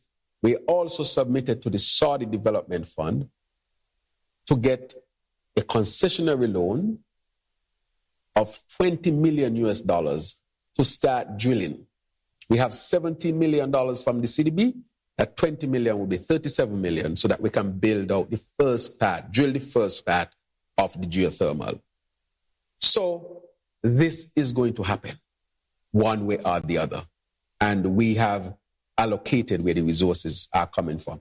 As a matter of fact, we have now before the Saudi Development Bank Board, which is going to meet later this week, which will be the end of this month, to determine that, of course, they have to go through the process. Already we know that they have helped us with about $40 million for the new generators, modern generators that can use both the LPG and the LNG, or what we call two different types of sources, right, of gases. So we can use either, but of course we want the one that is more environmentally friendly. I think those can give us maybe close to 20 megawatts together combined. So we are transforming our energy sector. And with that, with the geothermal being a part of it now, that is going to lead us to the renewable future. Why is it important? Because developing the geothermal, if you look at the IMF report, 1, the revenues to be had are significant. 2, cheap energy for our people. 3, with cheap energy, you create a very favorable environment for investments. And 4, it is renewable, protects the environment. And so the geothermal to be developed as an asset owned by the Federation of St. Kitts and Nevis is tremendous. And people are excited. People are excited. And that is why we are now raising the necessary funds in order to that will give us the opportunity to develop that resource. The last 35 seconds of this clip is instructive. Those, you play it again, you pay attention to that. The Prime Minister is very interested in developing geothermal for 4 main reasons: the resources, the revenues, the cheap energy, and then he listed 3 and 4.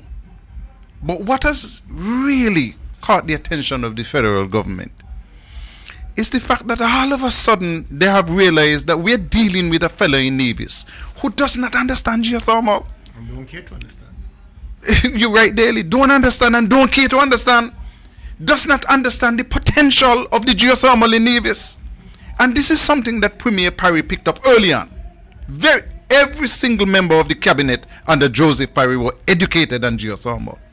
They understood the importance, they understood the relevance, they understood the revenues, and they understood the implications for geothermal and Nevis. You see how Guyana down there now sitting back and basking in the discovery of the oil and gas? That is exactly what the federal government is anticipating with geothermal in Nevis. And if they were not too sure about it, the IMF report made it absolutely clear. You think that the CBI has in money? The geothermal has in a potential for more money. But Mark Brantley and CCM don't know. They don't realize and they don't care. So as a result of that, the federal government is making sure of a number of things. One, they went in the parliament with Mark Brantley, who don't know, don't care, don't understand geothermal, and they passed a joint resolution so that they will develop geothermal as a federal resource. Secondly, the federal government, the Prime Minister said in a clip that I heard that the Attorney General and them, the federal government, they are putting things in place, whatever. You know what that means? Parliament with new legislation. So all of a sudden, you will have a resource in Nevis which will belong to the federal government. And eventually, St. Kitts will be selling geothermal in Nevis to Nevis. So it is going to be like an Eskimo with all his ice, and Dr. Daly come and smart them out and start to sell them ice. So the geothermal is in Nevis. Is a resource located in Nevis. But Mark Brantley don't understand that. So they are giving up the resources of geothermal. I can play the next one before we go any further. Simply to say that we are seeking to establish an energy sector where we'll be able to sell energy, whether by undersea cables or in different forms. And already we were approached by a firm from Trinidad, interested in buying the excess energy from the geothermal plant. They already want to sign an MOU with us. So all of a sudden, Mark Brantley is not aware that a firm in Trinidad wants to buy geothermal energy from Nevis, but the Prime Minister knows. He running things. He's supposed to know. Mark Brantley do not have a clue. There's nobody in the Nevis Standard Administration that has a clue what's taking place here. I think Joe understand the importance of this thing, and he said, listen, there's a bunch of clueless people in Nevis running the administration who has no idea what's taking place. We're going to take it over. Makes sense. You know who signed the documents with West Indies Power Limited all those years ago? A fellow named Carlisle Powell. Based on what is happening now, it would have been signed by Prime Minister Joe or Congress or one of them. I just, we don't have much to export here on Nevis. We had cotton we used to export, sugar, all those are dead. The one thing we have left is geothermal energy. And even that, we are on the cusp of losing to the federal government. Because we have a government that have no clue what they're doing, and they don't care to know what they don't do. I've never seen anything like this. I mean, Guyana, which has now discovered oil and gas, they invited these huge companies to come and explore, and they get a royalty and they get their benefits from it. They're sitting back and getting their money. But the resource is still belonging to Guyana. People of Guyana. Here we have a situation where the resource is on Nevis, but belongs to the federal government. And the federal government is going to make the best deal possible to hold on to the resource with Siemens or KK Group or whoever else And so we are left out of the matrix. We're going to simply get some kind of byproduct, some sort of small royalty from the whole thing, if you get anything at all. Good evening, caller. Good evening, Mr. Paul. I'm going to be a little repetitive here, but that last clip you played, the first 10 seconds, I'm going to harp on this. The first 10 seconds on that clip was our Prime Minister saying, this federal asset. And to me, that speaks volumes. We all know once we think about it, we understand the benefits and all the rest of it. But the first 10 seconds of that clip, he said, this federal asset. Mm-hmm. Federal asset. It's a done that deal. explains ownership. Yep. My asset is what I own. Mm-hmm. Right? And I'm going to come back to that. It's a repetition, but he repeated it numerous times during his round table. And that, I think, is the most important part of that clip. But that explains why, caller, that's what explains why he never walked Brantley. He didn't need to. It's a federal asset. He's the Prime Minister. He walked alone. Brantley wouldn't have been no asset. No, we're not talking whether he's an asset or not. But the fact that he goes to the point where the caller is making, it's a federal asset. He represents the federal government. Brantley is nowhere to be seen in that. And so he didn't walk with him. He didn't have to. Thank you very much, caller. Let me cross over to the lines and take another call. Good evening, caller. Hello, good night. Night. Yeah, caller, I feel all this went wrong when the judgment came down, when they said that Nevis does not have the power to enter into certain contracts. I feel that was when the dominoes start falling, and then they said, look, let me just start to come in and start to deal with certain things now. I think once that domino fell, not kind of coming back from it right now. Because, to my understand it, everything was going good, LRP and everything going good. Since I was in high school, I done here, Geothermal and everything coming and whatnot. All the legwork and everything was done. And the same company where say West Indies Power. So everything gone back to square one now, and it's a federal asset. Yes. It's a federal asset. So the Well. All right then, I'll continue to listening. So the federal government has fully invested itself in the geothermal product on Nevis. So it's a federal asset. And let me say something else about that trip Dr. Drew took. It was remarkable for me to see such an important milestone that an MOU is signed, looking at our future in developing geothermal. And the only person in the Federation from St. Kitts and Nevis was the Prime Minister. He wanted that moment for himself. Himself and himself alone.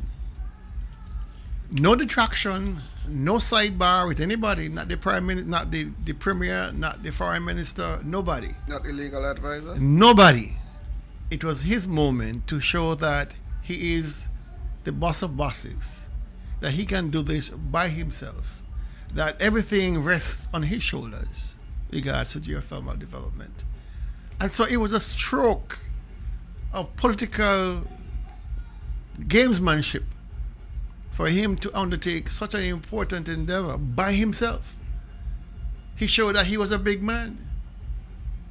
It was remarkable, really remarkable. No technical people, nobody from the ministries, just him and him alone. I just find that remarkable that such could be done.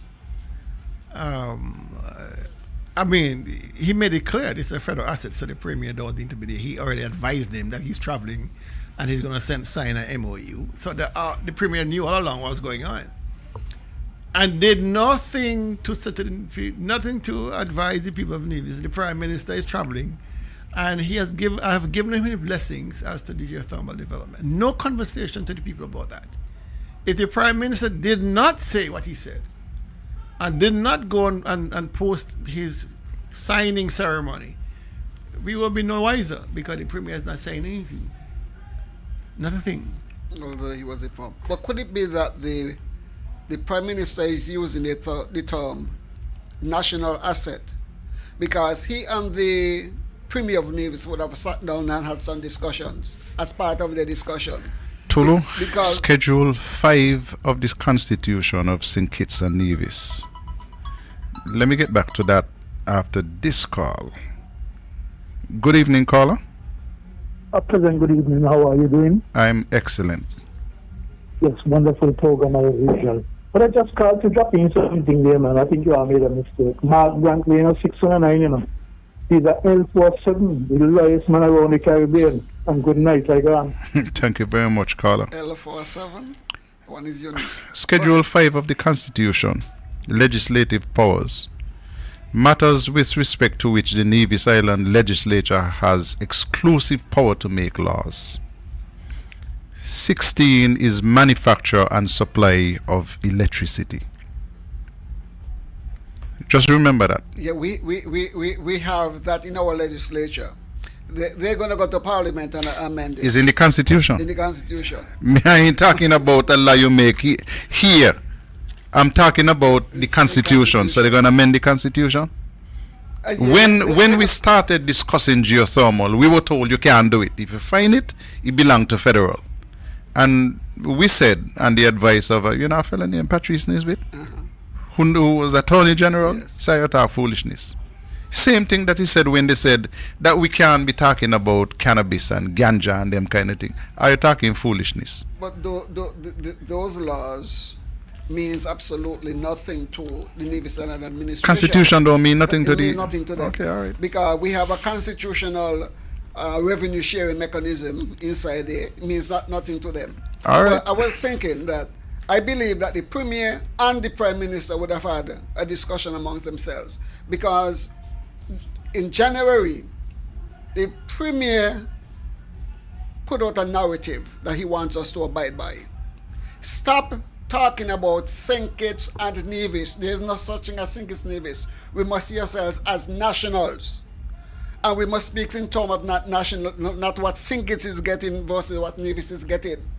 The Prime Minister jumped on that bandwagon.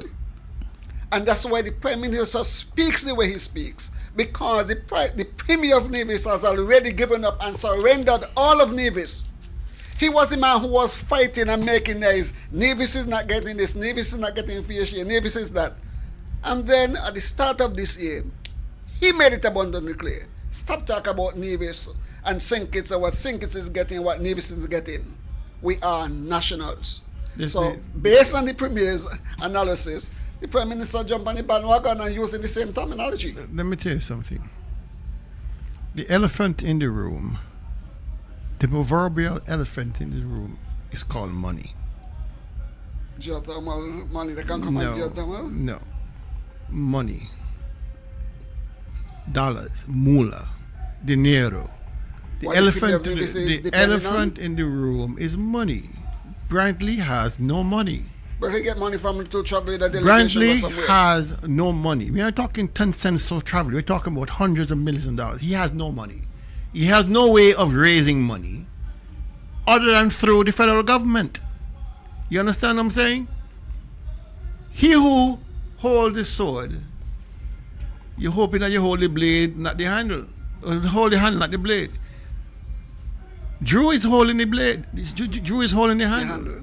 Brantley is holding the blade. What Drew is doing is extracting from Brantley the goal of Nevis, because Brantley has no money to say anything different. Drew is actually blackmailing, to use such a strong language, Brantley. Brantley has to go along. That is why he's so weak as the leader of the opposition. That is why Drew can travel to Dubai and sign an MOU or witness the signing of MOU And Brantley can't do a damn thing about it. So you believe Drew is taking advantage of the Premier? Drew is taking advantage not only the Premier, but the people of Nevis. That's strong language. How can you define it any other way? I'm being frank. I'm being totally honest.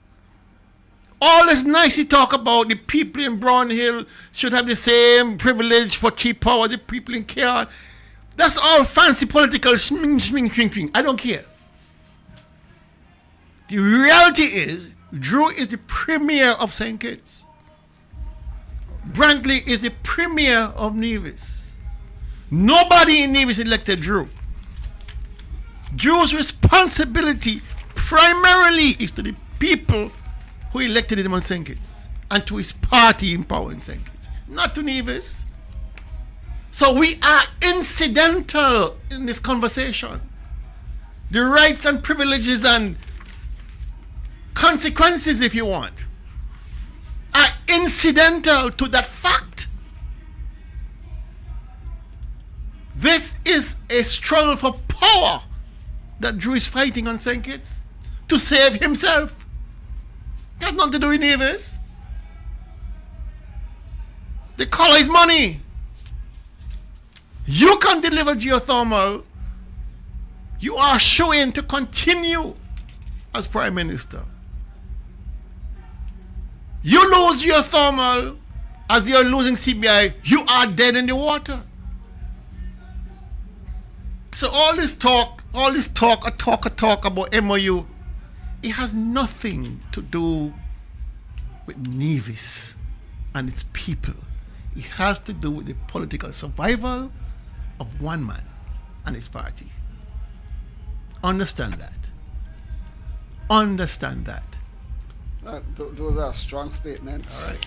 Let me read Schedule 5 again, the relevant section, because I noticed that somebody is asking for us to read it again.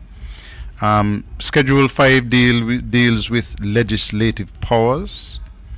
And part 1, it says, matters with respect to which the Nevis Island Legislature has exclusive power to make laws. Exclusive. And let me read them quickly. Agriculture, amenities for tourists, animals, archaeological or historical sites and monuments. That's foreground. Number 5, borrowing of monies or obtaining of grants of monies for the purposes of the Nevis Island administration and making of grants and loans for those purposes. 6, cemeteries. 7, cinemas. 8, conservation and supply of water. 9, dangerous or inflammable substances. 10, economic planning and development other than national planning and development. 11, employment of persons who are not citizens. 12, hotels, restaurants, bars, casinos, and other similar establishments. 13, housing. 14, industries, trades, and businesses. 15, land and buildings other than land and buildings vested in the Crown and specifically appropriated for the use of the government, including holding of land by citizens or by persons who are not citizens. 16, manufacture and supply of electricity. 17, parks and other places for public recreation. 18, prevention and control of fires. 19, roads and highways. 20, sports and cultural activities. 21, the matters with respect to which the NIA, Nevis Island Legislature, is empowered to make laws by sections 47, 70, 71, 72, and 73, as applied with modifications by section 104 and by section 102, 1 and 113. Any matters added by Parliament under section 37, 6 and 23, any matter that is incidental or supplementary to any matter referred to in this list. But definitely 16, manufacture and supply of electricity, is one of those exclusive matters where the Nevis Island Legislature has the power to make laws. So I'm not making up anything. It's in the Constitution of the Federation of St. Kitts and Nevis. That's there for you. I had one more clip that I don't want to come back to next week. It's a short clip. I also met with the chair of IRENA, International Renewable Agency. We met at COP 28 where they have discussed. And one of the things that they discussed when I was in the UAE is that the resource in Nevis is large and it can be developed. So even IRENA wants this resource to be developed as well. So we have IRENA, we have Siemens and the Keke Group, and we have the potential of getting that very, the concessionary loan from the Saudis, and then our own response here in St. Kitts and Nevis. So the geothermal is very much on its way in terms of being developed for the benefit of all of us. We met with IRENA back in 2011, 2012 as well. International Renewable Energy Agency. We've been meeting with these people. Under the CCM, geothermal in Nevis has gone back 10 years. Minimum of 10 years. And listen, I like the Prime Minister. I like him bad. The Prime Minister understood from early that he was dealing with a buffoon when it comes to geothermal. And so he has taken advantage of the situation. And we're going to wake up one morning and realize that the only resource that Nevis had in abundance that could absolutely transform Nevis, geothermal, has been given away by the CCM administration. Plain and simple as that. And I want people to understand, all these signing of MOUs, all these letters of comfort, whether for the 17 million or the 20 million, I still haven't heard the Prime Minister said yet that they have identified resources for geothermal, and those resources are going to come from the CIB or CBI. No. None of that is coming from the federal resource. So all the nice things the Prime Minister is saying, I got to love him. I love him bad, bad, bad. But all those nice things are to tell you we're looking alone from K&K Group. Not KKK as the Premier said. That's something totally different. Looking for a loan from the K&K Group to develop geothermal in Nevis. Looking for a loan from CDB, which they already have, 17 million. I ain't hear them say it while he has identified the resources. I've yet to hear him say, and we're going to get 50 million from the CBI fund. Me done, me not got nothing else to say. In addition to that, Carl, understand this. The federal government, if it gets it $20 million from the Saudi fund and the 17 million from CDB, that's $37 million. The federal government is on the hook for that money. They're on the hook for it. $37 million on the hook. What is the NIA on the hook for? Nothing. Not a dime. So who owns the resource? Federal government. The federal government. They're on the hook for it. So whatever legal framework that he and the Attorney General cooked up with Brantley, the government of Nevis has given away the resource. Because, like I said, the government of Nevis has no money. And the federal government has the money and has the wherewithal to do what they're doing. And so, as much as Dr. Drew is loved by Carlisle, and there were a lot of people here on Nevis, I recognize it's not personal for me, it's political. This is political survival. When you have a one-seat majority and one of your ministers is under the gun, you could lose at any point. And so you have to show up your base by making sure you deliver something big. And geothermal is massive. And so I could understand the singular focus of the Prime Minister to go after geothermal because it's a big feather in his cap. You are already on the hook for $37 million, or will be on the hook for $37 million. Brantley ain't on the hook for nothing. So why should he own it? And that's the argument. Who pays the piper calls the tune. And who is paying the piper? Dr. Joe.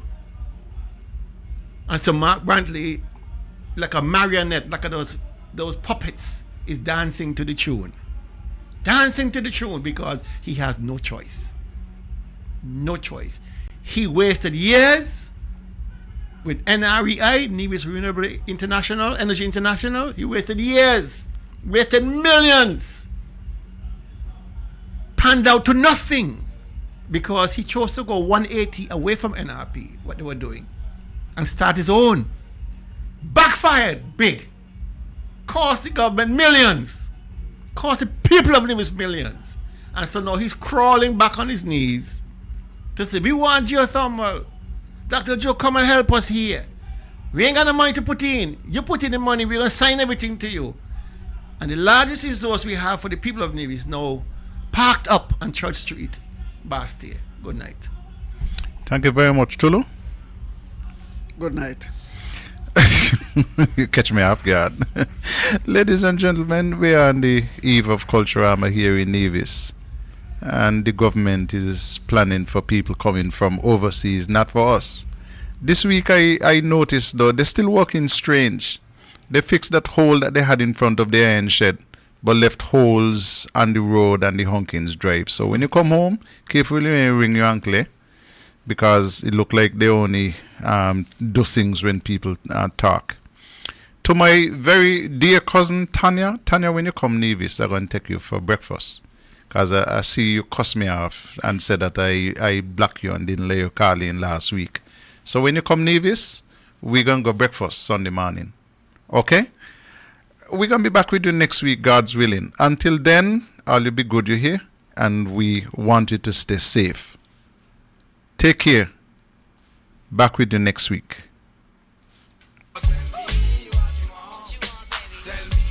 Yes, if you tell me, I will tell them that Tell Me is on. Did somebody say tell me? Then tell me about it. Tell Me with host Carlisle Powell. There are talk shows and then there is Tell Me. Your very credible source for information. Join us every Thursday night. You certainly won't be disappointed. Alongside